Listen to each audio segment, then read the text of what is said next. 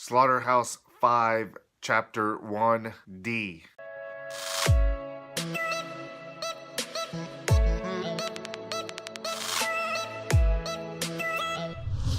Sieged by the Prussians on the 15th of July began the cannonade. The picture gallery took fire. Many of the paintings had been transported to the Königstein, and some were seriously injured by splinters of bomb shells, notably Francia's baptism of Christ. Furthermore, the stately Kruchek tower, from which the enemy's movements had been watched day and night, stood in flames. It later succumbed in sturdy contrast with the pitiful fate of the Church stood at Frauenkirch. From the curves of whose stone dome the Prussian bombs rebounded like rain. Friedrich was obligated finally to give up the siege because he learned of the fall of Glatz, the critical point of his due conquest. We must be off to Silesia so that we do not lose everything. The devastation of Dresden was boundless. When Goethe was young student visited the city, he still found sad ruins. Von der Kuppel de Frankfurt saw each Dasein Legion Trümmer Zwagen des Rom Grad Umgang hat Romisch blah blah blah. I don't read German. The two little girls and I crossed the Delaware River where George Washington had crossed it the next morning. We went to the New York World's Fair, saw that the past had been like, according to the Ford Motor Car Company, and Walt Disney saw what the future would be like, according to General Motors.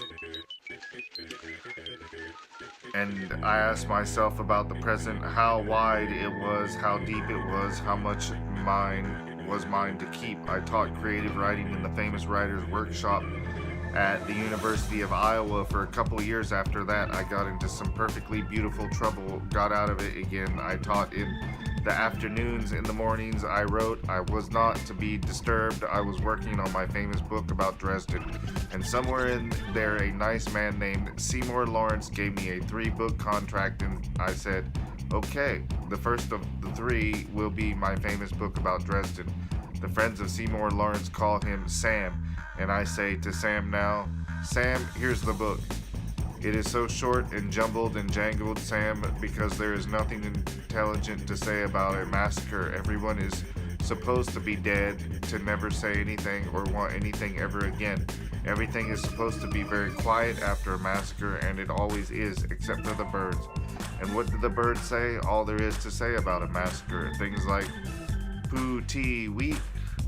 I've told my sons that they are not under any circumstance to take part in massacres, and that the news of massacres of enemies is not to fill them with satisfaction or glee. I have also told them not to work for companies which make massacres machinery, and to express contempt for people who think we need machinery like that. Or as I've said, I recently went back to Dresden with my friend O'Hare.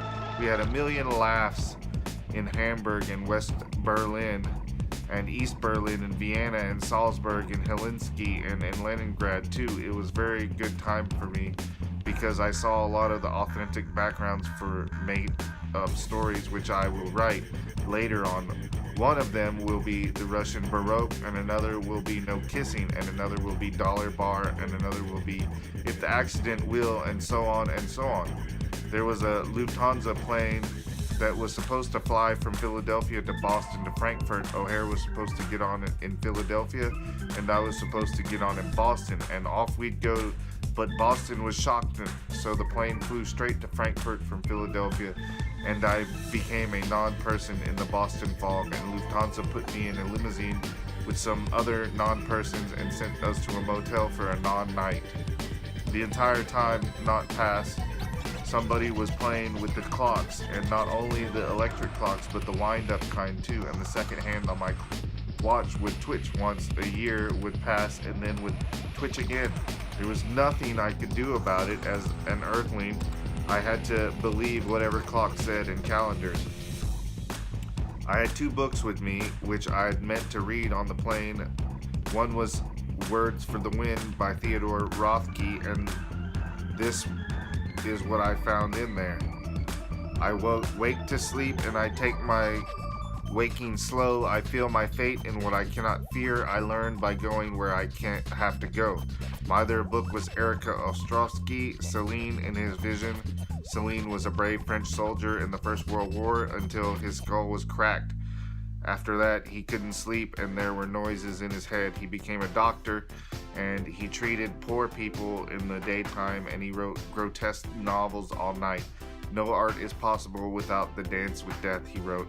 The truth is death, he wrote. I fought it nicely against it as long as I could, danced with it, festooned it, waltzed it around, decorated it with streamers, titillated it.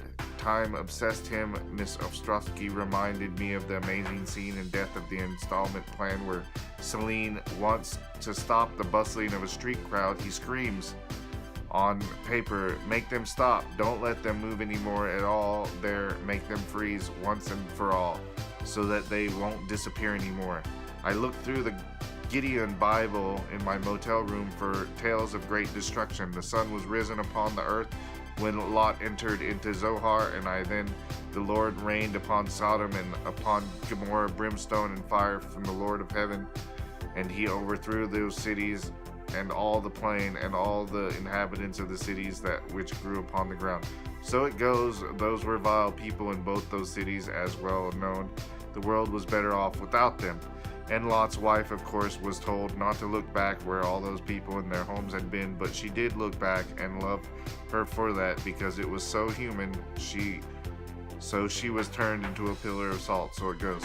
People aren't supposed to look back. I'm certainly not going to do it anymore. I finished my war book now, and the next one I write is going to be fun. This one is a failure and had to be since it was written by a pillar of salt. It begins like this. Listen. Billy Pilgrim has come unstuck in time. It ends like this.